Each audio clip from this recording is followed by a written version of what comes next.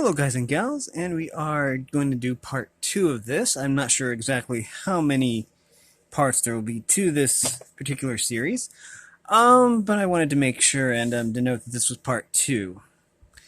In the first video, or rather last video, we're going to just go over some stuff here. This is the Fables of Leonardo Da Vinci by Hubbard Press, and it is a book that was discarded from the library. And we will go over the author again. I think that I owe them that. It says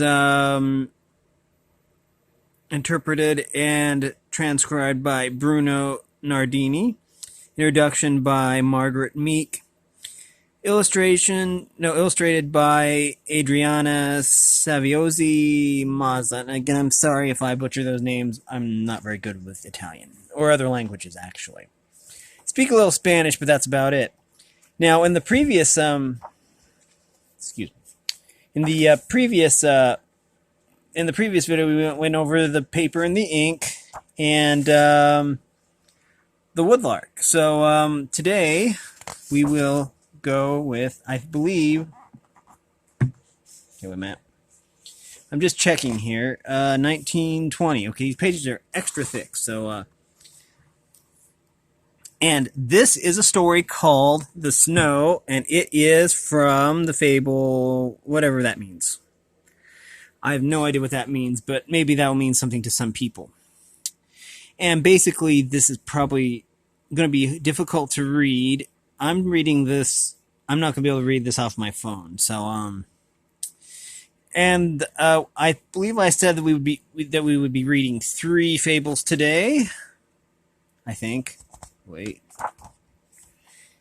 So the spider and the keyhole. Okay. Got it. Okay, so this fable is called The Snow. On the summit of a very high mountain there was a rock. And on the tip of the rock there was once a flake of snow. The snow looked at the universe around it and began to muse to itself. People will say I am vain and presumptuous. And it is true.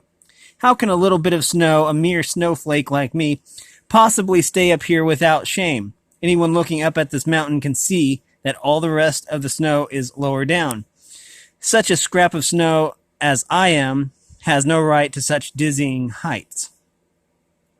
And it would be no more than I deserve if the sun treated me as he did all my comrades yesterday and melted me with a single glance. But I shall escape the sun's righteous anger by going down to a level more fitting for something as small as me. So saying, the little scrap of snow, hard and stiff with cold, threw itself from the rock and rolled down from the mountain peak. But the further it rolled, the bigger it became. Soon it became a great snowball, and then an avalanche, and came to rest on a hill, and the avalanche was as vast as the hill beneath it. And so in the summer, this was the last of the snows. And so, in the summer, this was the last of the snows to melt in the sun. This fable is for the humble, for they shall be exalted. Very true. I like that. And now we come to the fox and the magpie. Again, I just love this picture here. Whoever did the illustrations here did a really good job. Anyways, it's from the legend, whatever that means. Maybe somebody can make sense of that. I can't. And this is a very, very short one, which is why we're doing 3. We could probably do 4, but I don't want to overtax people by, overloading them with fables. Okay, so. One day, a hungry fox found himself beneath a tree on which a flock of noisy magpies were perched. Keeping out of sight, the fox began to watch them. He saw that those birds were constantly searching for food and were not afraid even to sit on the bodies of dead animals and peck them. Let us try something, the fox said to himself. Very carefully, without making a sound, he stretched himself out and lay quite still, with his mouth open as though he were dead. Soon a magpie noticed him and at once flew down from the tree. He approached the fox and believed him to be dead, began to peck his tongue. But the magpie should have been more cautious, for the fox caught him. Very true. That reminds me of an Aesop fable. And maybe Aesop got some of his influence from Da Vinci. We don't know. Or maybe we do. I just haven't done any research. This is the spider in the keyhole. And that is a scary looking spider. I'm kind of afraid of spiders, but still, that's pretty cool. Okay, and I have adjusted my setup, as you can see. I moved everything to the other side of the bed, so this is nice. Okay, anyways. It says here, a spider, after exploring the whole house inside and out, decided to hide in the keyhole. What an ideal refuge, he thought. Who would ever guess he was there? And the spider could peep over the edge of the hole and look all around. Up there, he said to himself, glancing up at the stone lintel. I shall spread a net for flies down here, he added, looking at the step. I shall spread another for the grubs. Here by the side of the door, I shall set a little trap for the mosquitoes. The spider was overjoyed, but in the keyhole... The spider was overjoyed. Being in the keyhole gave him a new and wondrous feeling of security. It was so narrow, dark, and lined with iron. It seemed more impregnable than a fortress and safer than any armor.